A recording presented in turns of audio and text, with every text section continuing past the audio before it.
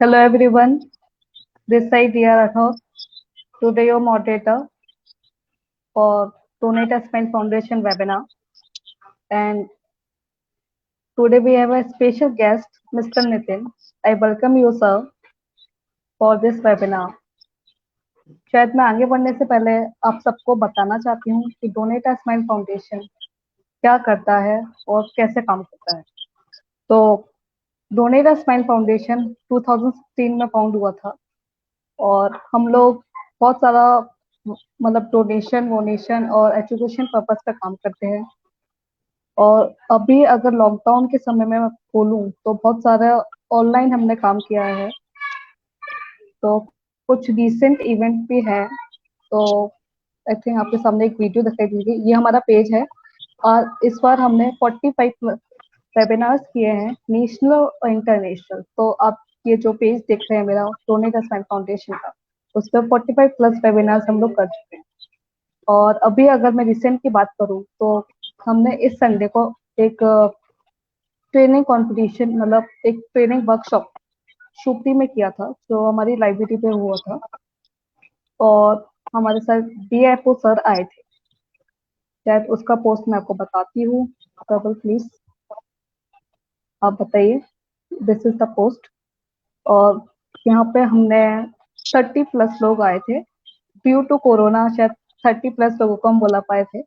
और बहुत interesting session था मिस्टर अभय जैन के साथ, स्वप्निल शुक्ला के साथ और टीएफओ सर के साथ। एंड विच बहुत अच्छा इवेंट हुआ था ये लॉ के ऊपर बताया था हम लोगों ने। और बहुत छोटा सा इवेंट किया था और एक और स्पेशल गेस्ट है इसमें, राहुल सर, और वो है जो स्विगी के फाउंडर थे। तो ये हमारा एक रिसेंट इवेंट हुआ है अभी इस संडे को।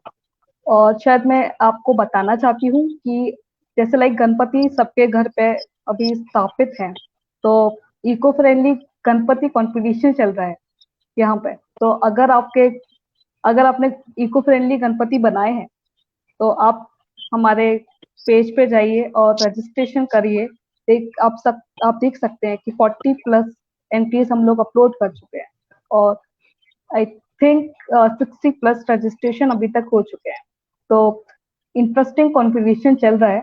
और आप देख सकते हैं जैसे क्रिएटिविटी का लेवल ही सबका अलग है।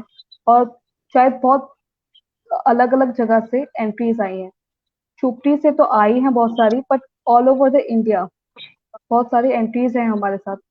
अगर मैं इलाहाबाद की बात करूँ, बहुत सारी जगह की एंट्रीज हमने इसमें आई हैं। तो बताना चाहती हूँ कि ठीक है, तो आज अब हम इस वेबिनार के ऊपर बढ़ते हैं। मैं आगे बढ़ने से पहले नितिन सर के बारे में इंट्रोड्यूस करना चाहती हूँ। नितिन सर सीईओ और फाउंडर हैं सेकंड घर के। और वैसे उनसे वो इंजीनियर है। भोपाल भोपाल से उन्होंने इंजीनियरिंग की है और वो यूपी से बिलोंग करते हैं। So I welcome you sir, please introduce yourself. Shweta. सबसे पहले तो मैं डीएसएफ टीम को धन्यवाद देना चाहता हूँ कि उन लोगों ने मुझे इस काबिल समझा और मुझे यहाँ पे इनवाइट करा। तो thank you so much DSF की एंटायर टीम। और बहुत ये जो डीएसएफ टीम है बहुत ही अच्छा काम कर रही है युवाओं के लिए। जो ये उत्कृष्ट योगदान है इनका, इनके हेल्थ और एजुकेशन के लिए, वो बहुत ही अच्छा है। और मैं कहना चाहता हूँ कि आप लोग ऐसे ही लगे रहिए और हम आपके हमेशा साथ रहेंगे। Thank you so much sir for a brilliant introduction. And मैं आप सबको बताना चाहती हूँ आगे बढ़ने से पहले कि हम लोग 3 पेज पे लाइव हैं। एक सर का यूट्यूब चैनल है, उस पर लाइव है। एक हमारा यूट्यूब चैनल है, उस पर लाइव। और डोनेट अ स्माइल फाउंडेशन के फेसबुक पेज पे तो हम तीनों लाइव। तो आप तीनों जगह हमें लाइव देख सकते हैं। तो सर मैं स्टार्ट करना चाहती हूँ। अब हम क्वेश्चन आंसर आपसे स्टार्ट करना चाहते हैं। तो यस। पहला क्वेश्चन तो मेरा यही रहेगा कि आपका ये कॉन्सेप्ट कैसे आया आपके मन में और कहाँ से आया। सेकंड घर का कॉन्सेप्ट? एक्चुअली होता क्या है कि जब कोई भी कॉन्सेप्ट या कोई भी स्टार्टअप शुरू होता है तो उसके पीछे जी। कहीं ना कहीं कोई एक रीजन रहता जरूर है। अब जैसे कि डीएसएफ के फाउंडर हैं प्रबल जी, तो ये एक्चुअली जी। मेरे क्लासमेट हैं। तो हम ओके। लोग साथ में इंजीनियरिंग कर रहे थे। तो इन्हें एक रूम चाहिए था एमपी नगर में, भोपाल में।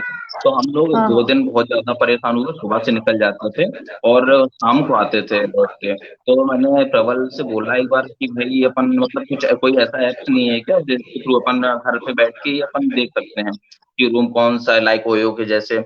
तो अपन को भी अच्छा रहेगा कि एमपी नगर में किस प्राइस पे किस लोकेशन पे अपन रूम देख सकते हैं। तो प्रबल बोलता है कि नहीं अभी तो ऐसा कुछ नहीं है। तो मैंने बोला कि अपन ऐसा कर सकते हैं क्या, तो उसने बोला हाँ भाई बिल्कुल। पर क्या था उसका एक, प्रबल का था कि वो यूथ के लिए कुछ करना चाह रहा था। तो बोलता था कि मुझे मतलब युवाओं के लिए उनके पर्सनालिटी डेवलपमेंट के लिए करना, तो वो मेरी साइड नहीं आया। और उसका आज रिजल्ट है कि वो डीएसएफ का फाउंडर है और मैं दूसरी चीज।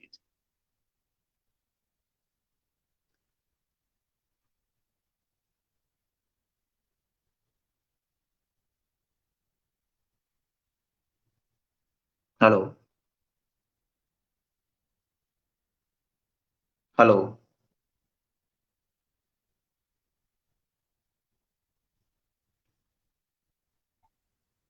या हेलो। या सो आई थिंक बहुत ज्यादा इंटरेस्टिंग स्टोरी है, और मैं इसके आगे बताना चाहती हूँ कि एमपी नगर में मैं भी रही हूँ, और क्लैट के स्टूडेंट्स वहाँ रहते हैं, लॉ के स्टूडेंट्स। तो जब हाँ हम लोग गए थे तो हम लोगों को पता था कि एमपी नगर में कहाँ कहाँ हॉस्टल्स हैं। तो पहले पता लगा के गए थे, तब हमें पता था। और शायद मैं अपनी स्टोरी बता रही हूँ कि उस दिन शायद हम गए थे, तब हमें सबको पता था कि ये चीजें हैं। तो हम लोगों ने पहले से ही जान के रखा था कि ये हॉस्टल्स में हमें जाना है। तो जैसा आप अपना बता रहे हैं कि आपको बिल्कुल नहीं पता था, तो आई थिंक ये बिल्कुल। बहुत ज्यादा इंटरेस्टिंग ऐप है। जो लोगों को पता है कि अब शायद कुछ होगा तो सेकंड घर ऐप पे जाएंगे और चीजों को पता लगा लेंगे, कुछ भी होटल्स हो सब कुछ हो। तो शायद नहीं बहुत अपन, इंटरेस्टिंग स्टोरी है सर। कैसा? नहीं एक्चुअली क्या है कि मैंने उसको 10 सेकंड को केवल स्टूडेंट्स या मतलब स्टूडेंट फैमिली के लिए ही रखा है। इसमें अपन केवल रेंट पे ले सकते हैं लॉन्ग पीरियड जी। के लिए। लाइक जी। ओयो में एक दिन के लिए स्टे करने के लिए देते हैं, उससे थोड़ा कॉन्सेप्ट कॉन्सेप्ट अपना अलग है। क्योंकि अपन चाहते हैं कि जो स्टूडेंट है उन्हें क्या रहता है, बजट प्रॉब्लम भी रहती है कि कोई रेंट 5-6 हजार 7 हजार 8 हजार जो अफोर्ड नहीं कर पाते हैं इजिली, मतलब सारे स्टूडेंट्स के साथ कहीं ना कहीं रहती है। देखिए फाइनेंशियली मतलब रहता है कि वो मतलब रूम उन्हें बहुत ही बजट का चाहिए रहता है। तो मैंने उन्हीं पे जी। फोकस करते हुए ये ऐप बनाया है कि अगर अपन किसी को 2 हजार का भी चाहिए 3 हजार का, तो इजिली वो प्राइस एंटर करके देख सकता है। Okay sir. सर मेरा नेक्स्ट क्वेश्चन आपसे रहेगा कि आपको जब आपने ऐप बनाया था तो आपको किन किन दिक्कतों का सामना करना पड़ा? देखिए सबसे पहले तो आपको भी पता होगा क्योंकि आप भी डीएसएफ के साथ जुड़े हैं और एक यूथ हैं। तो अब हम लोगों को यूथ को यही फाइनेंशियली प्रॉब्लम सबसे पहले आती है। अगर कुछ भी करना चाहते हैं अपन तो सबसे पहले लगता है कि अब रुपए कहाँ से आएंगे। अब अपन पढ़ रहे होते हैं, ग्रेजुएशन कर रहे होते हैं, तो एक हिम्मत नहीं होती है कि घर से रुपए लें। घर वाले पहले से अपने लिए अपना सब कुछ कर रहे होते हैं। तो हमारे साथ भी यही दिक्कत आई और 2016-17 में मैंने ये प्लानिंग की थी। तो फिर मैंने एक भैया थे, उन्होंने एक सीए से मिलवाया कि ये मतलब लोन वगैरह से करवा के एक स्टार्टअप के लिए एक्चुअली स्वराज जी ने कुछ योजनाएं लाई थी कि स्टार्टअप के लिए 10 लाख रुपए और ये मिल जाते हैं। तो उसका जैसे ही पता चला तो सीए से मिला है। तो उन्होंने बोला ये तो मतलब बहुत ही टफ रहता है, इतने इजीली मिल नहीं पाता है, मैं आपको कहीं दूसरी जगह से बैंक से लोन करवा देता हूँ अरेंजमेंट। पर वो उसमें क्या था, इंटरेस्ट बहुत ज्यादा था। तो मैंने उस टाइम उन्हें मना कर दिया।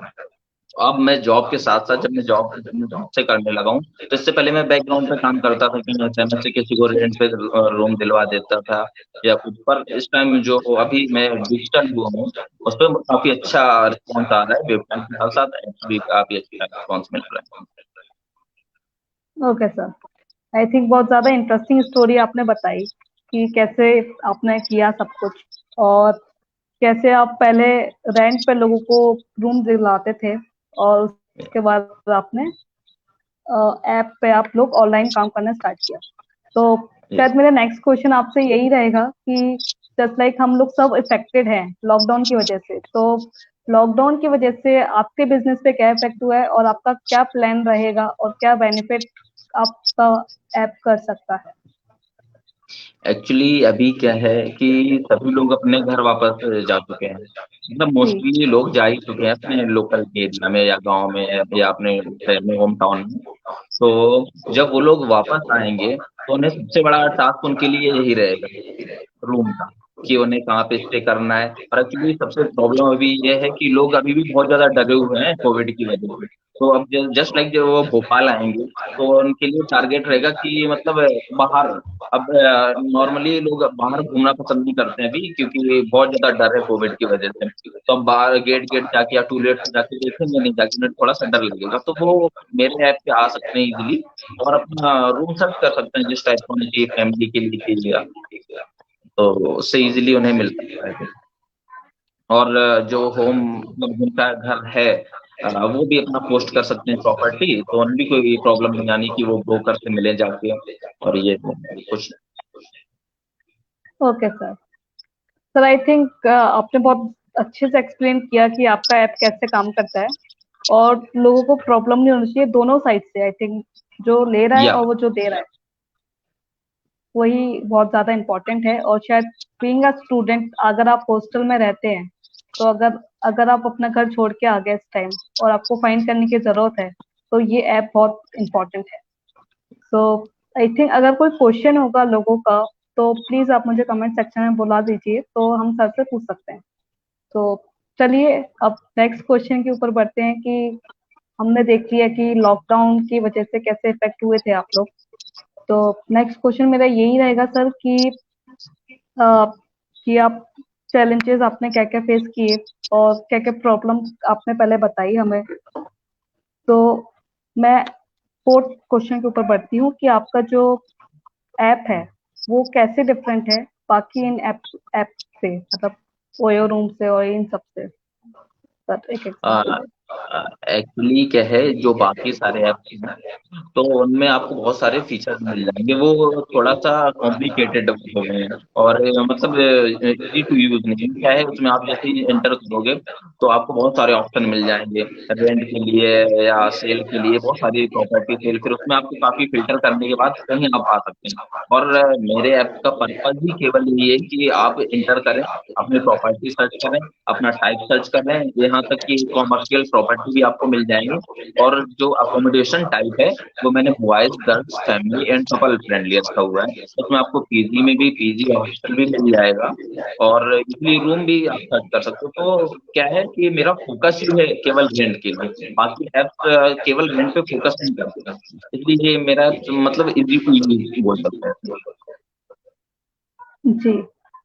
तो आई थिंक बहुत सारे इंटरेस्टिंग कमेंट्स आ रहे हैं हमारे पास, और जैसा आप लोग देख रहे हैं, तो सर मैं ये एक और क्वेश्चन पूछना चाहती हूँ आपसे कि आपका करंट प्रोजेक्ट क्या चल रहा है और कैसे आप लोग काम कर रहे हैं इस सिचुएशन में भी।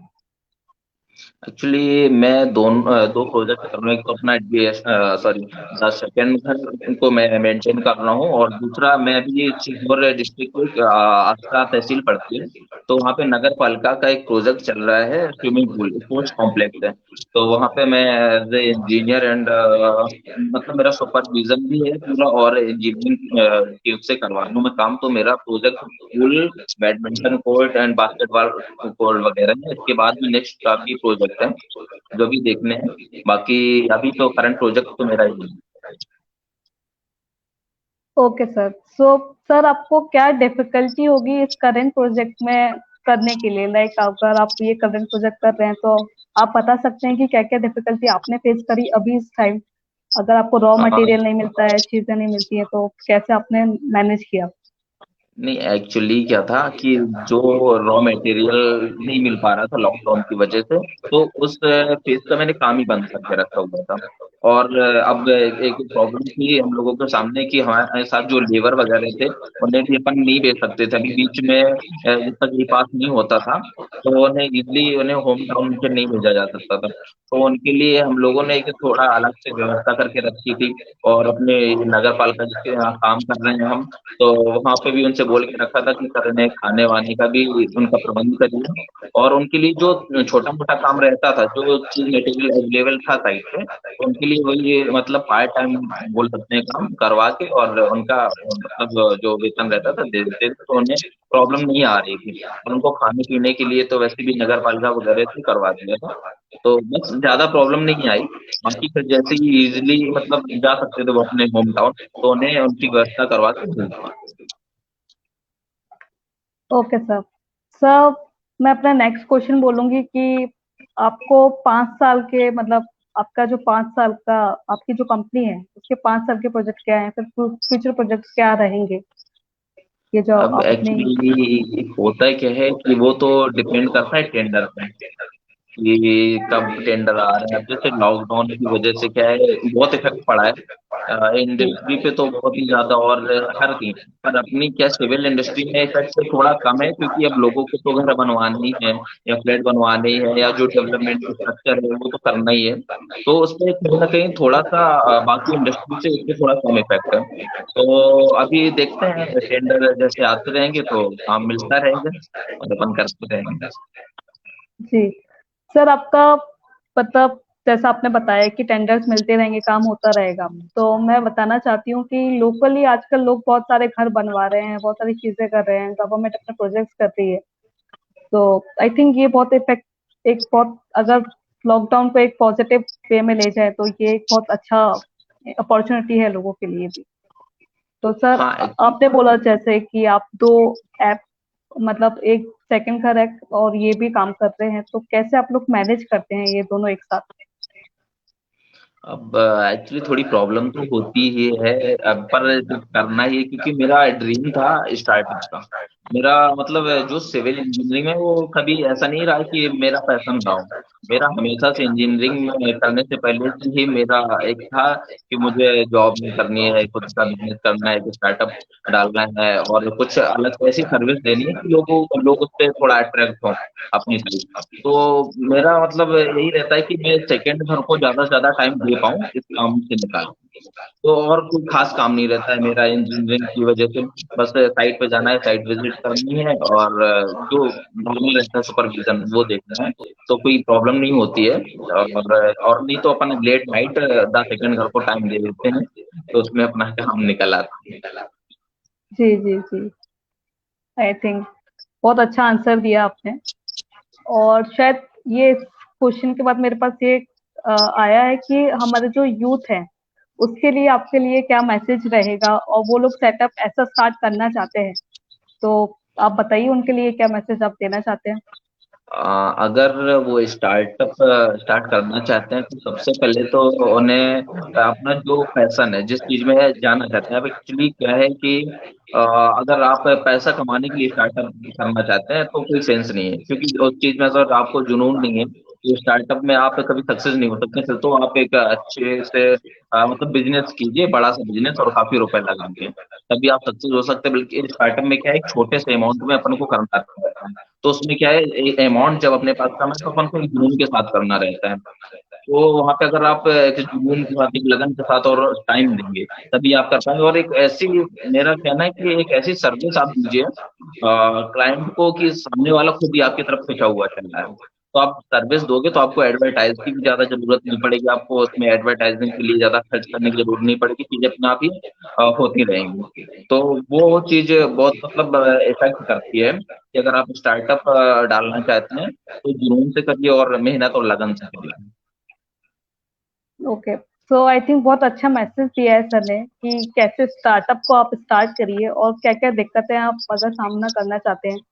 तो सर, मैं एक और क्वेश्चन के ऊपर पढ़ना चाहूंगी कि जो आपकी कंपनी है उसमें कितने मेंबर्स हैं, और आप फ्यूचर में कैसे कैसे रिक्रूट करते हैं लोगों को, और कोई अपॉर्चुनिटी अगर मतलब आप जॉब अपॉर्चुनिटी देते हैं लोगों को कि नहीं? एक्चुअली कि अभी मेरी कोई बहुत बड़ी टीम का सेटअप नहीं करके रखा है मैंने। मैं खुद ही ज़्यादा से ज़्यादा कोशिश करता हूँ कि मैं उस चीज़ को खुद ही देखूँ। मुझे क्या है, अभी थोड़ा स्टार्टिंग में ट्रस्ट इश्यू रहता है कि सामने वाला बंदा अच्छे से वर्क कर रहा है या नहीं कर रहा है। तो मेरी टीम में 3 या 4 लोग हैं अभी, और मेरा मतलब खुद मानना है कि जब तक आप खुद ही मेहनत से अपने अपने काम को नहीं करोगे, किसी दूसरे के भरोसे अगर छोड़ दोगे, तो आप मतलब वो जो सक्सेस चाहते हो वो आपको मिलनी नहीं है। तो इसलिए अभी तो मेरी बहुत बड़ी टीम नहीं है। 3 या 4 लोग हैं जो बैकएंड पे काम करते हैं, सॉफ्टवेयर डेवलपमेंट पे जो चीज प्रॉब्लम आती है उसके लिए, और बाकी एडवर्टाइजमेंट के लिए, और ये। अच्छा, तो आई थिंक सर ने बहुत अच्छे से बताया कि वो 3-4 लोगों के साथ काम कर रहे हैं और उनकी कोई इतनी बड़ी टीम भी नहीं है और बहुत बड़े बड़े प्रोजेक्ट अभी हैंडल कर चुके हैं। तो सेकंड घर और जो अपनी प्रोजेक्ट है करेंटली जो नगर पालिका के साथ वो स्विमिंग पूल बना रहे हैं, तो it's very interesting. And sir मैं अपना लास्ट क्वेश्चन के अब आगे बढ़ूंगी कि हमारा फीडबैक और सजेशन क्या रहेगा आपका डोनेट एस्पेंड फाउंडेशन के लिए। एक्चुअली मैंने फीडबैक या सजेशन बोले पहले ही स्टार्टिंग ही दे दिया था इंट्रो के साथ ही, जी जी कि जी। ये सब बहुत अच्छा काम कर रही है युवाओं के लिए, एजुकेशन के लिए, हेल्थ के लिए।